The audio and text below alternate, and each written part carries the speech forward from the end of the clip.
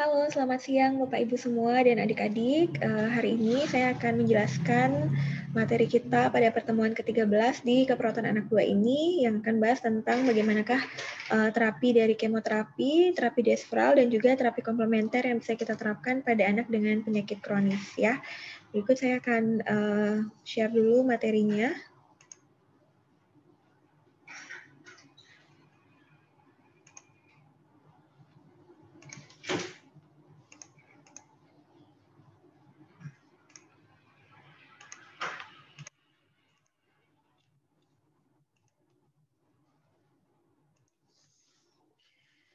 Oke, ini dia konsep teori anak yang akan mendapatkan terapi kemoterapi, desfral, dan terapi komplementer. Jadi di sini saya akan lebih membahas tentang bagaimanakah gambaran pemberian terapi tersebut, manfaatnya seperti apa. Ya. Yang pertama kita akan bahas tentang kemoterapi. Nah, kemoterapi pada anak sebenarnya tidak berbeda jauh dengan dewasa ya, tapi tentunya pemberian kemoterapi pada anak mungkin dari segi dosis atau pilihan obat-obatnya juga menyesuaikan dengan berat badan anak, kemudian kondisi keganasan yang dialami oleh anak. Nah, kita ketahui bersama bahwa kemoterapi itu sendiri merupakan salah satu prosedur pengobatan yang dimana pengobatan ini menggunakan bahan-bahan kimia yang sangat kuat, jadi tidak seperti obat-obatan biasa pada umumnya. Oleh karena itu, dalam memberikan kemoterapi ini memang perlu selain resep khusus dari dokter spesialis anak, kemudian dalam meramunya juga itu dilakukan oleh biasanya residen atau dokter spesialis anak dan tidak biasa gitu meramunya, jadi menggunakan APD lengkap biasanya dari kepala sampai ujung kaki untuk menghindari yang namanya radiasi dari obat kemoterapi itu sendiri karena dia memang mengandung obat-obat bahan kimia yang cukup kuat. Nah, fungsi dari obat kimia yang sangat kuat ini itu adalah untuk menghentikan atau menghambat pertumbuhan sel-sel kanker dalam tubuh. Itu tujuannya sebenarnya ya. Tapi pada penerapannya atau pada pelaksanaannya di dalam tubuh seseorang yang mendapatkan kemoterapi itu dia tidak hanya membunuh sel-sel kanker, tapi juga membunuh sel-sel yang tumbuh dengan cepat. Ya, di mana sel kanker ini kan salah satu sel yang tumbuh dengan cepat pada tubuh penderita kanker itu sendiri. Tapi selain sel kanker, ada juga sel-sel yang tumbuh dengan cepat di dalam tubuh kita secara fisiologis. Oleh karena itu, meskipun kita orang normal nih, kita juga diupayakan bagaimana caranya bisa meminimalisir radiasi yang mungkin bisa terpapar nih dari orang-orang sekitarnya yang dekat dengan obat kemoterapi itu sendiri. Oleh karena itu dalam meraciknya pun meskipun tidak langsung masuk ke dalam tubuh si peracik, itu dikhawatirkan akan memberikan efek radiasi sehingga bisa menyebabkan terjadi mutasi gen misalkan atau mutasi sel pada orang yang meracik. Ya, oleh karena itu biasanya APD-nya sangat lengkap oleh dokter-dokter. Dan dalam pelaksanaannya sendiri, saya tidak pernah sih menemukan bahwa perawat yang melakukan racikan terhadap kemoterapi ini, gitu ya. Jadi perawat di sini perannya hanya untuk dari persiapan pra, kemudian perawatan intranya dan postnya saja. Jadi lebih ke observasi dan monitoring atau kolaborasi dalam mengatasi keluhan yang muncul dari efek samping kemoterapi. Ya, jadi itu yang pertama poin yang saya harap Bapak Ibu dan adik-adik bisa pahami. Jadi kanker itu sendiri kemoterapi adalah salah satu obatnya dan obat kemoterapi ini mengandung zat kimia yang sangat kuat yang efeknya itu bisa menekan pertumbuhan sel-sel yang tumbuh dengan cepat, di mana sel kanker adalah termasuk sel yang tumbuh dengan cepat. Nah, mungkin pertanyaan selanjutnya, sel apa lagi sih di dalam tubuh kita yang tumbuh dengan cepat? Nah, salah satunya misalkan sel darah ya. Jadi sel darah itu kan ada banyak ya, ada sel darah merah, sel darah putih, kemudian platelet atau trombosit.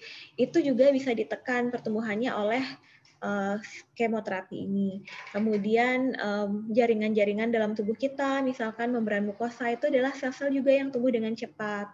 Kemudian rambut ya, rambutnya yang cepat panjang, kuku yang juga udah dipotong bisa tumbuh lagi tuh sel-sel yang tumbuh dengan cepat. Oleh karena itu dampaknya bisa menimbulkan efek samping pada sel-sel yang tumbuh dengan cepat tadi, gitu ya. Jadi itulah cikal bakal kenapa orang yang diberikan kemoterapi itu biasanya rambutnya rontok, jadi jatuhnya dia botak gitu ya. Jadi kemudian ada mual yang yang mungkin muncul pada pasien dengan pengobatan kemoterapi, kemudian kukunya biasanya rapuh, kulitnya kering, ya, kemudian badannya lemas. Jadi itu adalah efek samping akibat dari itu, karena kemoterapi ini membunuh sel-sel yang tumbuh dengan cepat, ya. Kemudian yang kedua, obat kemoterapi itu sendiri digunakan, ya tadi sudah saya jelaskan ya, tergantung dari jenis kanker yang dialami oleh si anak. Jadi belum tentu kemoterapi satu itu sama dengan kemoterapi lainnya. Jadi istilahnya obat kemoterapi, tapi obat yang digunakan itu biasanya berupa campuran dari beberapa obat kimia, ya, dan itu memang dokter yang lebih paham. Kemudian disesuaikan juga dengan berat badan dan perkembangan dari sel kanker anak. Apakah dia sudah masuki fase konsolidasi atau belum, ya. Jadi benar-benar melihat bagaimanakah perkembangan sel blast atau sel kanker yang tumbuh di tubuh anak itu sendiri. Oleh karena itu dalam pemberian kemoterapi biasanya diawali dengan itu ya, apa namanya? Diambil biasanya sumsum tulangnya untuk melihat bagaimana perkembangan sel kanker, kalau misalkan dia leukemia, atau diambil jaringannya, kemudian dilihat ukuran besar jaringan kanker yang mungkin tumbuh yang bisa terlihat ya pada kanker tulang misalkan. Jadi benar-benar dilihat dulu nih seberapa kondisi sel kanker yang dialami oleh si anak. Kemudian yang ketiga, rute pemberian kemoterapi itu biasanya secara parenteral ya, melalui intravena, supaya lebih cepat nih sasarannya. Atau kalau misalkan tidak langsung pada intravena itu biasanya menggunakan PICC namanya atau peripherally inserted central catheter. Ini biasanya bisa menjadi salah satu pilihan ya untuk meminimalisir ditusuk gitu ya berulang pada tangan si pasien, itu biasanya dipasang PICC. Ini bisa digunakan sampai beberapa kali biasanya pada pasien anak ya, ini salah satu pilihannya. Biasanya ini dibuatnya itu di seperti operasi mini ya atau operasi kecil karena memang memerlukan kolaborasi dengan bedah ini juga ya, bedah toraks dan kardiovaskuler. Itu tapi pada kenyataannya di lapangan saya sering ketemu juga ini juga sebagai seringkali dia bermasalah ya sehingga tetap aja harus dipasang pada daerah tangannya intravena lagi itu karena ini PICC biasanya kalau udah dipakai berulang dia bisa aja terjadi infeksi misalkan atau iritasi gitu ya. Tapi biasanya memang disarankan menggunakan PICC dulu, paling nggak bisa sampai beberapa kali sehingga tidak terlalu sering juga anaknya dipasang infus atau disuntik-suntik gitu ya pada badannya. Kemudian yang kedua, tahapan dari kemoterapi. Sebenarnya biasanya dikenal ada 3 tahapan dari pemberian kemoterapi, yaitu ada fase induksi, fase konsolidasi, dan fase perawatan. Ini yang tadi saya infokan, kita lihat kira-kira fase manakah yang dialami oleh anak saat ini, dan itu akan mempengaruhi dosis dari kemoterapi yang diberikan. Kalau misalkan anak baru saja teridentifikasi atau terdiagnosis pasti bahwa dia memang mengalami leukemia misalkan atau kanker tertentu, maka dia berada pada fase induksi pada awalnya ya. Jadi adalah fase awal kemoterapi di mana biasanya dosisnya memang cukup besar ya dan tujuannya adalah merusak sebanyak mungkin sel leukemia yang berada dalam tubuh. Nah, pada fase awal ini biasanya kondisi tubuh si anak itu masih bagus Bapak Ibu ya. Jadi belum terlihat terlalu terlalu drop kondisinya gitu ya. Mungkin ada keluhan-keluhan tapi tidak terlalu drop pada fase awal. Oleh karena itu biasanya diberikan dosis yang cukup besar untuk merusak sebanyak mungkin sel kanker. Akan tetapi biasanya respon tubuh terhadap obat kemoterapi kan itu sangat berbeda-beda ya Bapak Ibu. Tidak bisa anak satu dengan anak lainnya kita samakan bahwa nanti efek sampingnya akan sama muncul. Itu tidak. Jadi benar-benar tergantung dari individu itu sendiri. Jadi respon setiap anak itu bisa saja berbeda-beda. Ada yang pada fase induksi ini biasanya respon atau efek samping yang muncul itu sangat banyak ya dan sangat mengganggu pasien. Ada yang ternyata pada fase induksi ini belum terlalu berefek nih, efek sampingnya nggak begitu kelihatan, dia masih enjoy aja dengan kemoterapinya gitu ya. Jadi penting kita melakukan edukasi bahwa setiap anak itu bisa saja mengalami efek samping yang berbeda-beda, tidak selalu sama antara satu dengan yang lainnya. Apalagi jenis kankernya misalkan berbeda. Ya.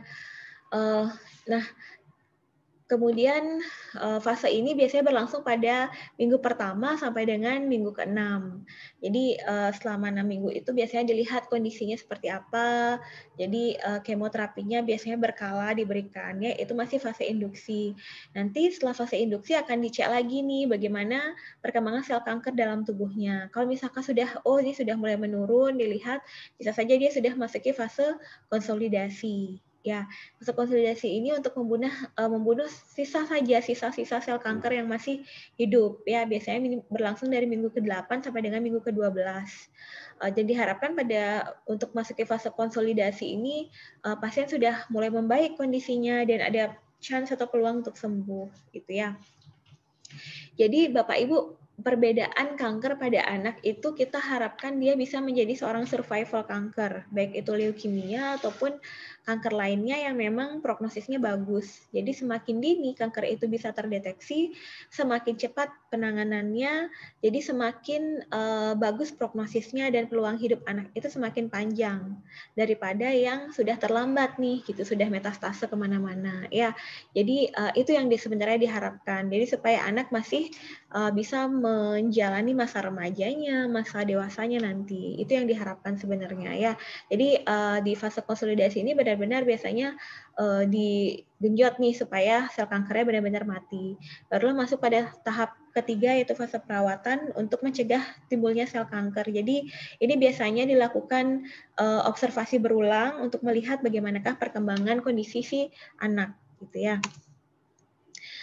Oke, kita masuk ke persiapan kemoterapi ya. Maksudnya pengobatan kemoterapi ini memang cukup panjang ya Bapak Ibu ya, cukup banyak yang perlu kita pahami kalau misalkan nanti Bapak Ibu ketemu dengan pasien yang perlu kemoterapi, terutama anak ya. Jadi pada persiapan kemoterapi atau kita katakan pada tahap pra-kemoterapi, itu yang paling penting kita benar-benar mempersiapkan si pasien anak ini, apakah dia sudah siap untuk diberikan kemoterapi atau tidak ya. Jadi kemoterapi ini seperti yang saya sampaikan di awal itu karena menggunakan zat kimia yang sangat zat kimia yang sangat berbahaya ya bisa dibilang gitu ya, atau zat kimia dengan dosis yang sangat tinggi itu kita benar-benar perlu mempersiapkan kondisi si pasien itu sendiri.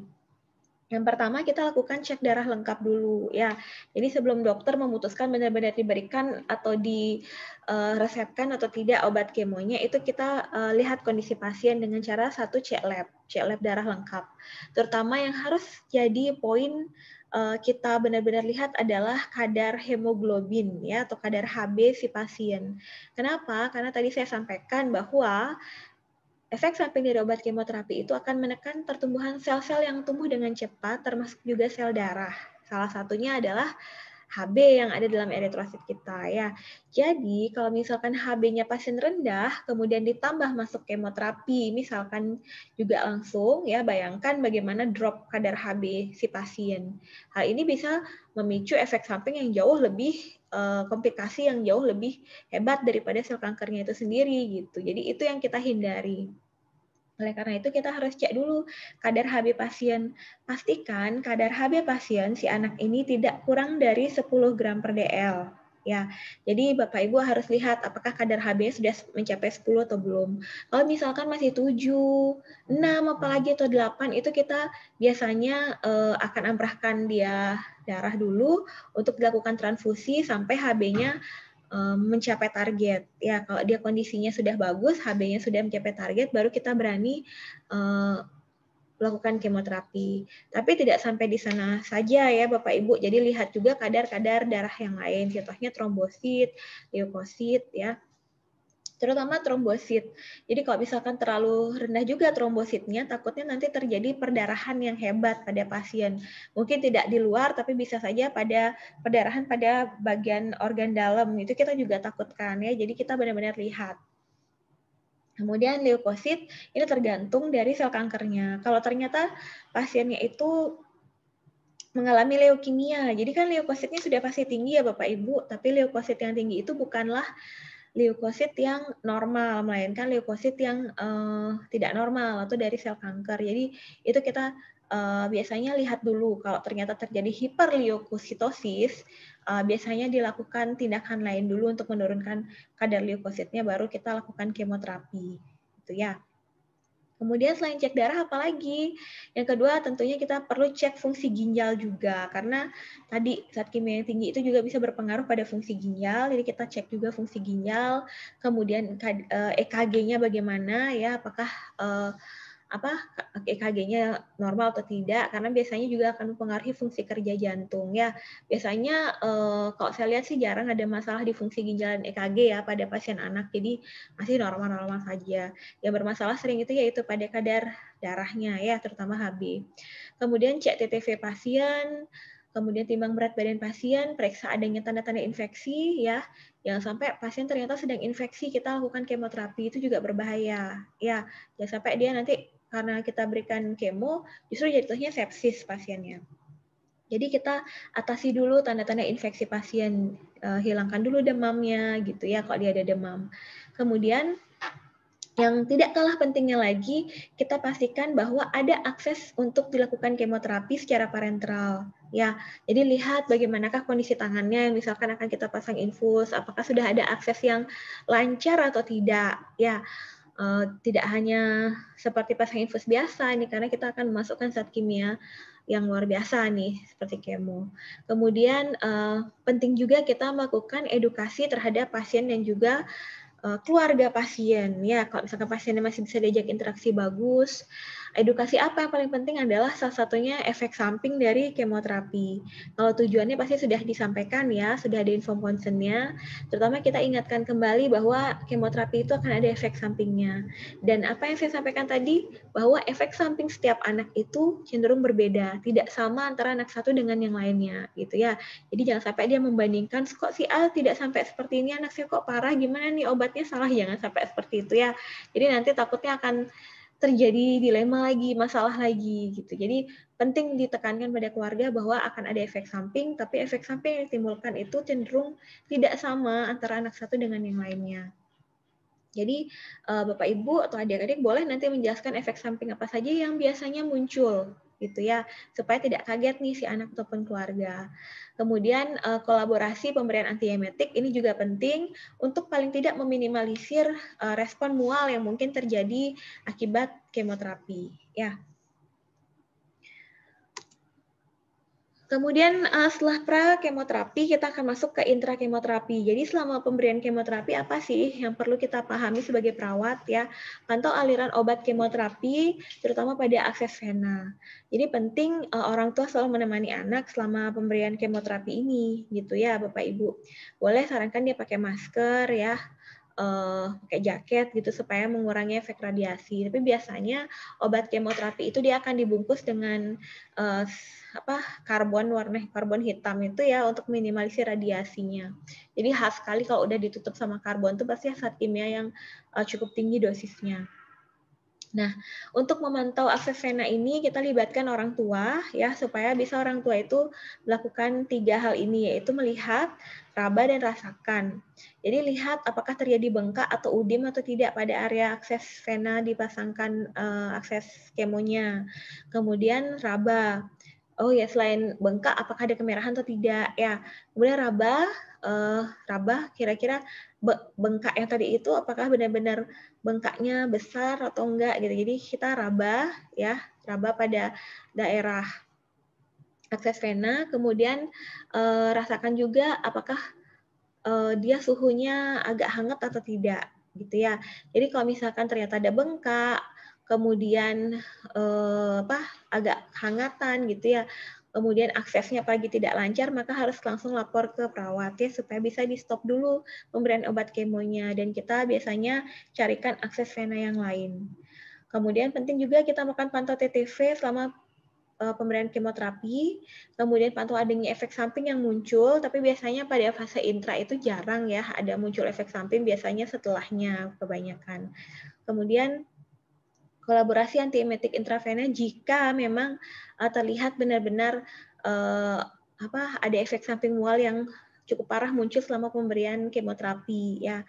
Dan terakhir, pantau adanya tanda-tanda ekstravasasi akibat kemoterapi. Ekstravasasi itu apa? Ini bisa Bapak Ibu atau adik-adik lihat pada gambar sebelah kanan ya. Jadi dia tidak hanya seperti bengkak biasa, tapi kelihatan seperti ada luka bakar gitu ya. Jadi dia karena obat kemoterapi itu kan bisa dia efek sampingnya iritan ya. Jadi dia bisa seperti menimbulkan sensasi seperti terbakar pada kulit. Jadi nih kelihatan seperti agak melepuh sampai bengkak ya pada kulit si anak yang dipasang kemoterapi. Oleh karena itu penting dilakukan yaitu tadi lihat raba rasakan setiap 1 jam kita pantau apakah alirannya bagus atau tidak. Jadi kalau misalkan sampai terjadi ekstravasasi itu terjadinya karena cairan kemoterapinya itu dia merembes dari pembuluh darah atau tidak tepat nih udah aksesnya dia bisa merembes keluar sehingga menyebabkan sensasi terbakar pada kulit si anak gitu ya. Jadi itu sangat menyiksa dan bisa terjadi nekrosis juga pada tangan gitu. Jadi kasihan kan ya jangan sampai hal itu terjadi. Oleh karena itu sangat penting nih pemantauan yang sifatnya kontinu ya, Bapak Ibu. Nah, ini salah satunya yang mungkin udah dapat dibahas juga pada pertemuan sebelumnya ya tentang efek samping kemoterapi. Jadi, efek samping kemoterapi itu sangat banyak karena tadi sudah saya sampaikan ya, dia tidak hanya membunuh sel kanker tapi juga membunuh sel-sel yang tumbuh dengan cepat. Ya, di antaranya bisa mual dan muntah karena tadi membran mukosa itu dari seluruh sistem pencernaan kita itu kan terbuat dari membran mukosa ya jaringannya itu dia membunuh sel-sel yang tumbuh dengan cepat termasuk membran mukosa. Oleh karena itu bisa aja muncul efek mual muntah, kemudian bisa juga terjadi luka ya pada area lambung atau pencernaan kita sehingga menimbulkan nyeri pada anak pada area pencernaan. Kemudian bisa terjadi konstipasi ataupun diare, itu ya. Kemudian kedua, efek sampingnya adalah fatigue ya. Fatigue itu artinya kelemahan di mana produktivitasnya menurun, anak jadi lebih lebih ingin tiduran saja. Jadi benar-benar kelemahan yang sifatnya bisa katakan kronis ya. Jadi lama dia hanya ingin tiduran, tidak melakukan aktivitas apapun. Jadi setiap mau beraktivitas itu rasanya lemes, pusing, itu fatigue ya yang bisa diakibatkan oleh kemoterapi ini. Kemudian anemi, risiko infeksi, rambut rontok, sariawan berulang ya karena tadi kaitannya dengan mual muntah tadi ya karena membran mukosa pada saluran pencernaan. Kemudian risiko perdarahan ya karena dia menekan sel-sel darah yang lain.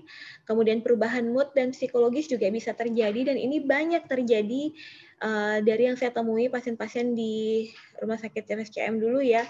Jadi benar-benar memang orang tua mengatakan terjadi perubahan dari sikap dan perilaku si anak sebelum dan setelah sakit, setelah di kemoterapi. Jadi biasanya anak akan lebih sensitif, lebih cepat marah gitu ya. Itu yang harus kita tekankan pada orang tua supaya bisa menerima kondisi anak yang seperti itu dan ya tetap komunikasi yang dilakukan harus tetap positif ya. Jangan sampai justru orang tuanya malah balik marah ke anaknya ya. Kemudian gangguan pendengaran juga bisa terjadi ya, konstipasi diare tadi sudah saya sampaikan dan terakhir bisa terjadi gangguan hormonal ya pada anak-anak yang belum memasuki tahap pubertas. Ini bisa terjadi gangguan hormonal dan bisa saja berdampak pada fertilitas si anak itu di masa mendatang ya. Kemudian pasca kemoterapi, apa saja sih yang perlu kita pahami sebagai perawat? Tentunya kita perlu pantau TTV pasien setelah pemberian kemo, efek samping apa saja yang muncul, kemudian antiemetik apakah diperlukan selanjutnya, ada efek samping yang muncul atau tidak ya. Kemudian adanya tanda-tanda ekstravasasi atau tidak setelah diberikan kemo, itu kita penting pantau. Kemudian pantau asupan nutrisi dari si pasien. Dan juga kita penting memberikan edukasi tentang tata laksana dari efek samping yang mungkin muncul. Salah satunya delayed chemotherapy induced nausea and vomiting. Ya, jadi bisa saja terjadi respon mual dan muntah yang terlambat nih. Jadi belakangan setelah pulang baru dia mual muntah berlebihan. Nah, kalau terjadi tanda-tanda bahaya seperti itu contohnya ya, mual muntah berlebihan, tidak bisa makan ataupun minum ya pasiennya lemes itu adalah tanda-tanda bahaya dan harus segera dirujuk supaya bisa mendapatkan asupan nutrisi yang lebih adekuat pada pasien ya di rumah sakit. Oke, itu tadi untuk penjelasan tentang pemberian kemoterapi pada pasien anak ya, adik-adik dan Bapak Ibu, semoga bisa dipahami. Sekarang kita akan lanjutkan dengan penggunaan Desfral.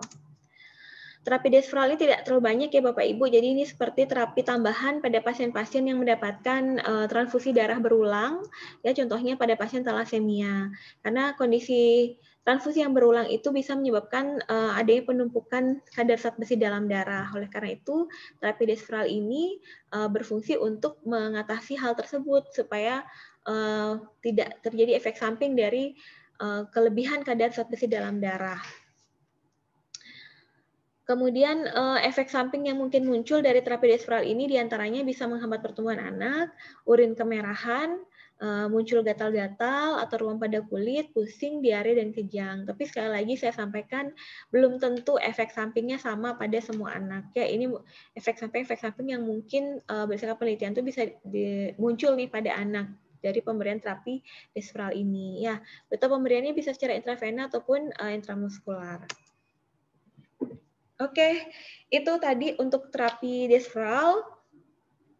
Jadi gambarnya seperti itu, jadi tidak terlalu tidak terlalu kompleks juga karena dia seperti terapi pendamping dari pemberian transfusi. Dan terakhir adalah terapi komplementer ya. Saya yakin Bapak Ibu sering mendengar tentang terapi komplementer. Nah, pada kondisi-kondisi penyakit kronis yang terminal pada anak ini merupakan salah satu pilihan yang menjadi pilihan orang tua untuk bisa mengoptimalkan terapi medis yang didapat oleh anak. Ya, dan diyakini terapi komplementer ini bisa meningkatkan status kesehatan anak itu sendiri, baik secara psikologisnya gitu ya, terutama dampaknya itu dampak psikologisnya juga bisa berdampak secara fisik pada anak. Jadi jenis terapi komplementer itu ada banyak ya Bapak Ibu ya, dari akupunctur, massage, sampai pemberian suplemen ataupun herbal terapi.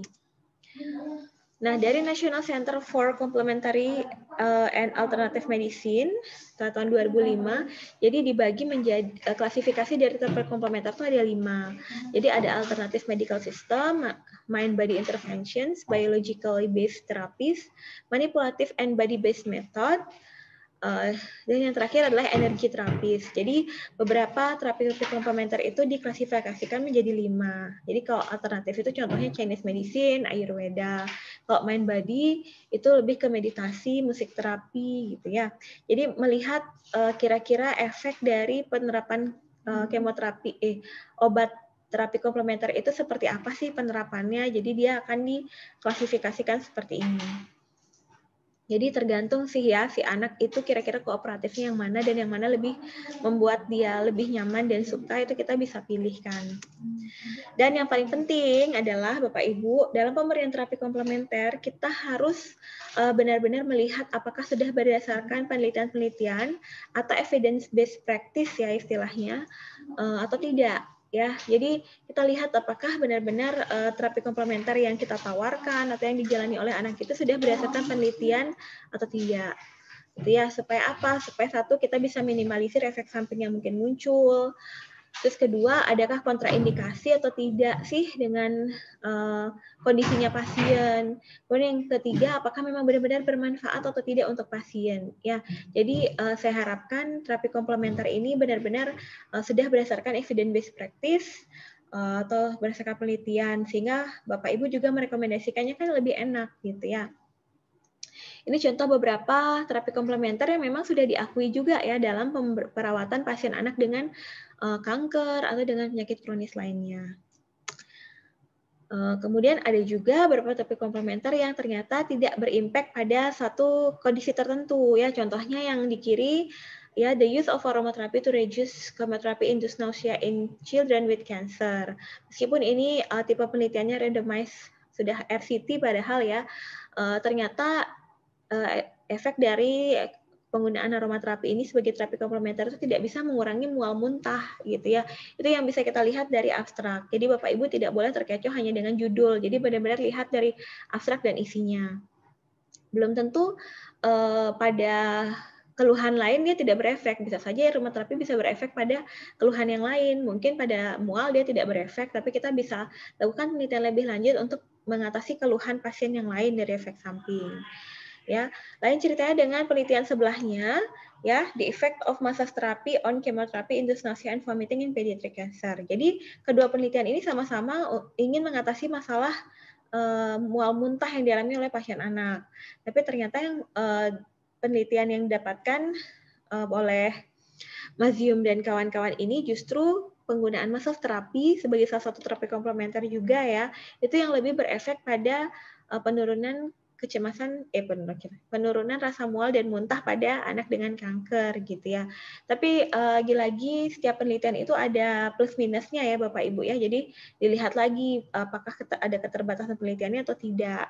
Apalagi pada penelitian sebelahnya itu dia RCT ya, tentunya lebih terpercaya gitu. Jadi itu saran saya, kalau Bapak Ibu ingin menawarkan terapi komplementer, pastikan sudah ada evidence based practice-nya ya. Oke, ini referensi yang saya gunakan Bapak Ibu. Terima kasih.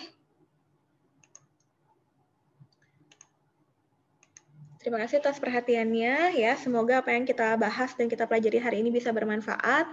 Jika ada hal-hal yang ingin diskusikan atau ditanyakan, saya persilahkan pada sesi diskusi berikutnya ya. Sampai jumpa dan selamat siang.